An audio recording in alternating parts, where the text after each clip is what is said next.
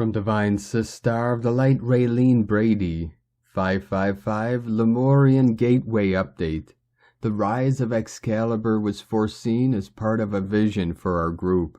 So when the sword physically showed up through the Scottish line sword-bearer lineage of the unicorn, it revealed its depth of meaning and gift. Through the unification, emancipation, healing of Tahiti, Lemuria and United Kingdom, Atlantis via exogeo lineages of the South Pacific Island, now known as Norfolk, and the Bounty, Mutiny, and the Commonwealth. Timely given the current state of affairs in England. Through the lore, Law of One, all is returning to a state of grace and godhood, and a return of purity and innocence.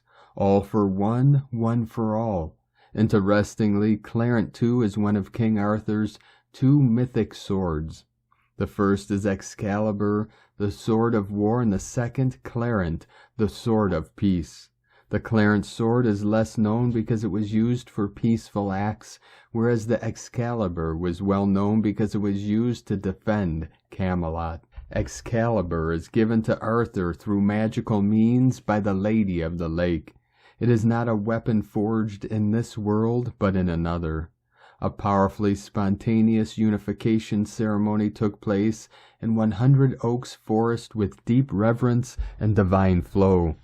The divinity held in nature sent the white fairy tern, Oritatae bird messengers of Polynesian deity Tane, that looked like peace doves swirling, dancing, and singing in murmuration overhead, and suddenly halted the second we reached our crescendo.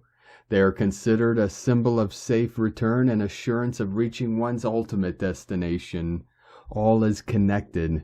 Gateways within gateways, fractals within fractality, re-establishing the royal unification gates via the womb gate of the cradle of Lyra, the cosmic trinity and the threefold founder flame of Aramatena, which is both the eternal child and the 12th Lyran stargate, and has been used to describe schematics of the future Earth blueprint in its crystalline form in the Avatar Matrix universe. Come unto me as little children. We reanimate our Albion light body while simultaneously anchoring through our golden eggs on Andromeda.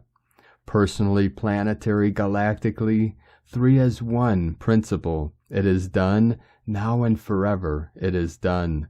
Lemurian Gateway Rehabilitation Access Code for the original blue gold print records to be released into the Albion body of our planet and us, awakening the higher mind, solar mental body, freeing up the caged effect of lower astral emotional holographic projections and infections due to antimatter, anti-life seals within 4D illusory play. This has dissolved and therefore lifted the veil on the upper 4D mythical realms and crystalline light cities, overriding the smart city nets. The dragon and unicorns are reanimating the elemental realms within the molecular structure of Norfolk Island, which for me is known as Kureya-Mie, gateway of the shining jewel, blue diamond oracles of Mother Mu. The whole island was blanketed in mist, dragon breath. The specific veils are now lifted for this juncture that release the 4D lower astral caged effect that was placed over the mind gate of the planetary body, via dragon's mystic's breath.